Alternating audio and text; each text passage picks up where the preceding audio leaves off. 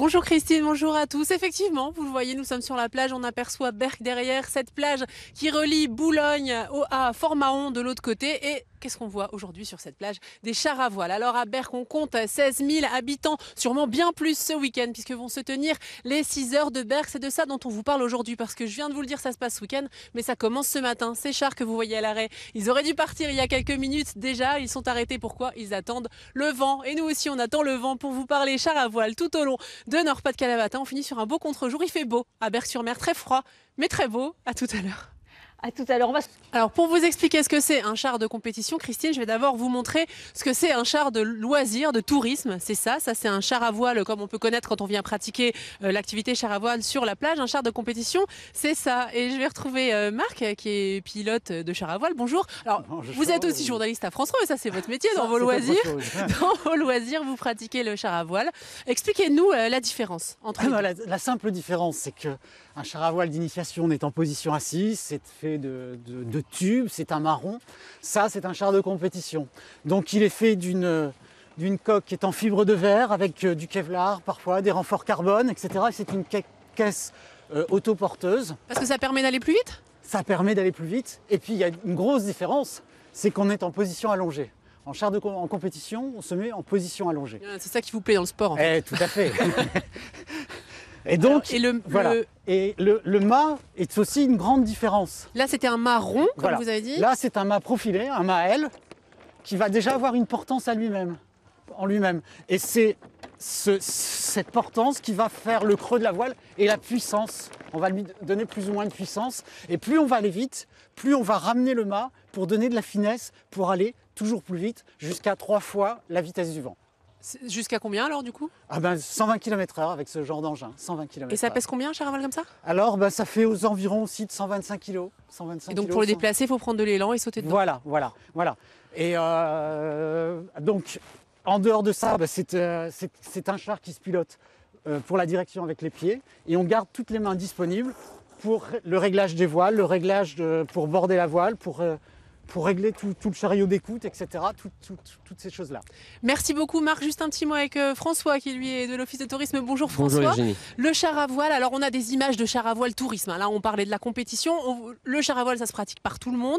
Et pour vous, pour le tourisme, c'est un vrai atout à Berck? Oui, exactement, c'est un vrai produit d'appel pour la station. C'est un sport qui se pratique tout au long de l'année. On est en plein cœur ici de la bonne saison de pratique de char à voile, hors saison, avec moins de monde sur la plage. Et c'est une vraie invitation ici à tous les habitants de la région Nord-Pas-de-Calais à venir découvrir ce sport qui est trop méconnu dans la région. On en parlait avec Marc justement. Les gens viennent de la région parisienne, viennent de l'Est de la France, viennent de très loin. Mais on pratique pas assez le char à voile ici, habitants du Nord-Pas-de-Calais, je trouve. C'est vos sports d'hiver à vous? Nos sports d'hiver à nous, exactement. On vous attend ici d'ailleurs. Et c'est ouvert à tout le monde effectivement. Alors avant de s'essayer à la compétition, on peut aussi venir regarder les 6 heures de Berck. Donc là il y a des chars à voile qui sont prêts à partir. On me dit que de minute en minute le vent se lève. Nous on y croit, on va aller voir partir ces chars à voile. Et puis de toute façon on vous explique tout sur la compétition des 6 heures de Berck qui se tient ce week-end à Berck évidemment. À tout à l'heure. Ah oui, ça c'est sûr, les chars ont beaucoup changé, c'est ce que va nous dire Jean-Max. Bonjour. Bonjour. Alors Christine voudrait savoir si les chars ont beaucoup changé entre la première compétition et maintenant. Oui, il y a eu beaucoup de changements. Évidemment, énormément. De quand ça date le char à voile? Le char à voile date de la fin du 19e, il apparaît en Europe, surtout en Belgique, à La Panne, et il va passer la frontière pour arriver sur la plage de Berck dans les années 1903.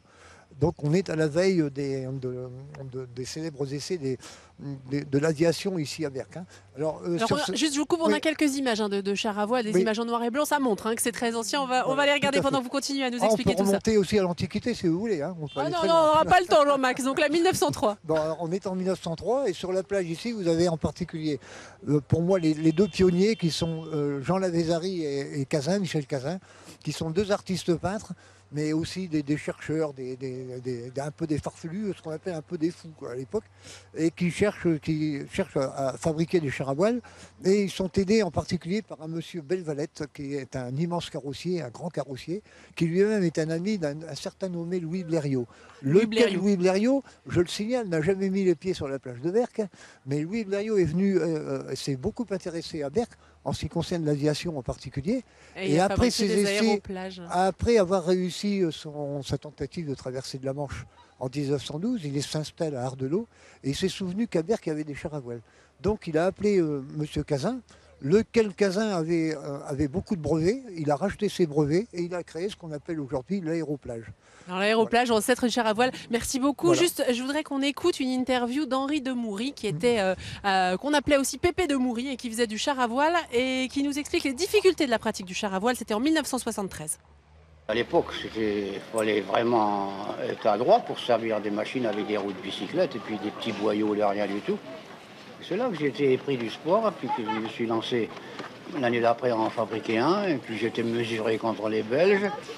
Et puis, ma machine était faite avec des vieilles Ford de type T de la guerre de 14, quoi, avec des jambes de bois et puis des grandes roues néanmoins, ce qui est favorable pour rouler sur les estrans. Voilà, c'était pas prévu, mais ça c'est le direct. On est tombé sur Bernard. Alors Bernard, c'est le propriétaire de ce char à voile, champion de France en 1967. Prenez votre micro, sinon on vous entend pas. Champion de France en 1967. Ouais. Le char et vous? Oui, le char et moi, tout à fait. Qu'est-ce qu'il a de particulier ce char? Comment? Qu'est-ce qu'il a de particulier ce char? Alors c'est un DN, c'est à l'origine un char à glace qui a été mis au point à Détroit, Aux États-Unis. aux États-Unis. Et à Détroit, il y a énormément de Hollandais. Et les Hollandais ont ramené ça en Europe, en Hollande. Mais il n'y a pas toujours des surfaces gelées l'hiver en Hollande, donc ils ont mis des roues. Ils ont mis des roues et ça donne les chars Et ici ça à donne- Berck-sur-Mer. Merci voilà, c'est beaucoup ça. Bernard. On vous parle de la course des 6 heures de Berck tout à l'heure. À tout à l'heure. Merci. C'est même pas la logistique aujourd'hui qui commence, Christine, c'est les courses qui commencent déjà aujourd'hui avec des courses spectacles. Alors d'abord, je voulais vous dire, n'oubliez pas d'aller me préparer des crêpes au chocolat profiterole là pour quand je reviens. Voilà, ça c'est fait. Regardez derrière moi, Christine, qu'est-ce que vous voyez? Vous voyez rien. Rien. C'est normal. Ah non, y a pas de Rien. course, là, Les pour chars à l'instant. voile, ils sont partis. Ils sont partis, les chars à voile. Il y a du vent, ça y est. Grégory, il y a Oui. du vent, c'est bon, c'est bien Ça y est, parti. c'est parti enfin. Donc les 6 heures de Berck, expliquez-moi, c'est pas super clair. Les 6 heures de Berck, c'est ce week-end, mais ça dure 6 heures et ça commence aujourd'hui, on est jeudi. Mais Non, que se passe-t-il? alors, ça commence aujourd'hui. Non, les 6 heures, c'est samedi, dimanche. Aujourd'hui, c'est l'Europal et on relance une tradition d'une vieille course qui s'appelle le ruban vert. Donc un départ toutes les 15 secondes et un aller-retour Berck-le-Touquet. Mais Donc ça, l'idée, c'est de commencer le spectacle dès aujourd'hui. Tout à fait. Alors, tout à fait, parce que c'est les 50 ans du club et c'est 50e 6 heures de Berck. Donc effectivement, on fait 4 jours de course, 2 jours d'Europal et 2 jours de 6 heures de Berck. Les 6 heures de Berck, 6 heures parce que c'est la marée. 6 heures parce qu'avec la marée, on ne peut pas rouler 6 heures d'affilée. Donc on essaye de rouler entre 3 et 4 heures le samedi et la finalité le dimanche. Et le but, c'est de rouler plus de 6 heures pour les valider. Bon là, on voit pas de char à voile qui roule, mais heureusement à France 3, on a plein d'images de char à voile des dernières années. 2014, pas de vent. 2013, 2014, plein pas de de vent. vent. 2012, 2013, beaucoup de vent. de la pluie. De la pluie. La météo, c'est quand même un Très aléa. capricieuse et c'est un aléa, donc trop de vent, pas assez de vent. Aujourd'hui, les conditions là sont là, donc du soleil, du vent, une plage assez capricieuse parce que c'est aussi la plage de Berck qui est très atypique, hein, beaucoup de mou, beaucoup de ce qu'on appelle des caniveaux avec de l'eau dedans, donc c'est une plage qui est très spécifique et que les pilotes adorent. Et donc chaque pilote vient ici pour gagner les 6 heures de Berck. Et combien de participants ce 50. week-end? Une cinquantaine 50, donc d'équipages. Donc on 50 double équipages, le- on double, donc 100 pilotes, un départ 24 heures du Mans qui est une tradition. Et vous attendez combien de visiteurs, de spectateurs? Le Le plus possible. On en veut, on en veut. Merci beaucoup Grégory. Merci à On vous. dit un mot justement de l'Éole Club qui fête aussi ses 50 ans et de l'école où sont formés de jeunes champions tout à l'heure. Retrouvez-nous toujours à Berck. À tout à l'heure. Exactement, on va parler de ce club. Avant ça, Christine, je voudrais qu'on fasse un petit coucou à Charline qui nous regarde depuis Strasbourg et qui est une nordiste qui s'est expatriée mais qui se souvient avec nostalgie de ses vacances ici à Berck il y a 50 ans où elle faisait du char à voile avec ses parents et ses frères et elle regarde Nord-Pas-de-Calais matin. Coucou Charline. Rien que pour Charline, on est avec la légende, c'est pas rien. Bruno Berry, bonjour, 2 fois champion de France et puis évidemment membre du club Éole. Les 50 ans de la course, c'est aussi les 50 ans du club. Complètement, parce que à la base, c'est ceux qui ont créé le club, tout de suite ont créé la course dans la foulée, c'est-à-dire le club est créé en mars et au mois de fin novembre, fin octobre plutôt, début novembre, ils lancent les premières 6 heures de Berck. Alors ça consiste en quoi le club? C'est fédérer un peu tous les Alors, participants? c'est-à-dire, l'avantage d'être à Berck, c'est que c'est quand même une ville avec 15 000 habitants qui a permis quand même un grand brassage de membres, de nouveaux membres d'année en année. Et ça a perduré, on en est à 50 ans. C'est vrai que parfois, il y a des clubs qui parfois n'ont pas réussi à faire aussi bien. On a des images encore de char à voile, des images faites à la GoPro qui permettent de voir les pilotes. C'est physique le char à voile, Bruno. Alors oui, ça reste physique, surtout les gros classe 3 et les classes 2. Bon, après il y a des engins un petit peu moins physiques, mais bon, il faut avoir une bonne condition. Bon, plus on est en forme et mieux ça marche, moins on se fatigue et plus le citron fait que on trouve les bonnes passes, parce que la plage c'est pas qu'un boulevard, c'est des endroits piégeux, c'est de l'eau, du sable mou, donc il faut avoir des réflexes rapides, des prises de décision très rapides, ce qui fait tout l'intérêt de notre sport. N'importe qui peut faire du char à voile? Je dirais que c'est assez facile d'en faire, l'abord est assez facile. Bien en faire, ça peut se compliquer et ça peut mettre beaucoup de temps. Vous en faites bien, évidemment. Ouais, j'en ai pas toujours fait bien, mais c'est vrai que j'ai eu la chance quand même de pas trop mal me débrouiller, d'avoir une carrière honorable, avec 2 victoires aux 6 heures de Berck, c'est déjà pas mal, il y en a plein qui n'ont pas réussi. Et là, aujourd'hui, vous êtes venu avec un char à voile d'un autre type, ça c'est à vous? Voilà, assez compact. C'est un Blockhart. Alors ça, c'est un char néo-zélandais qui a 12-13 ans. C'est une série fabuleuse, parce que moi j'ai trouvé que dans cet engin-là, l'invention était géniale, parce que ça permet encore de faire du char à voile pour les jeunes, pour des très jeunes même. Alors justement, pour tous les gens, pour des handicapés aussi. On a des images aussi de jeunes qui font du char à voile, puisque vous parlez des jeunes. Il y a le club Éole et puis il y a une école aussi. Vous formez des jeunes à faire du char à voile? Oui, tous ceux. Moi, à l'époque, ça n'existait pas. Ça a démarré dans les années début 80 avec moniteurs. C'est lié avec la fédération et un brevet d'État.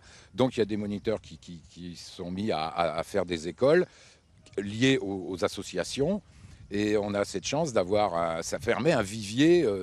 Ça remet toujours des forces nouvelles d'année en année, plus ou moins bien, plus ou moins facilement, parce que les jeunes. Je ne sais pas si on peut voir les images des jeunes de l'école. C'est plus difficile de les entraîner, les jeunes. De les motiver, c'est les années 2000, c'est un peu plus. Oui, alors il y a ça aussi. C'est vrai que c'est un sport un peu agressif, gratouillant, le sable dans la figure, l'eau, la fraîcheur. Aujourd'hui, on a un cas, il y a du soleil, mais il fait quand même frais. Donc pour des jeunes, il faut faire ça gentiment, parce que c'est pas facile pour eux. Il faut vraiment. Alors après, il y a les amoureux, ceux qui sont fous furieux. C'est ceux-là qui finissent par continuer jusqu'à 64 ans. Mais oui, l'école forme des champions. Hein. Antoine Giré, oui, c'est ça. Tous les gens par les qui réussissent moniteurs. aujourd'hui sont passés par l'école Éole.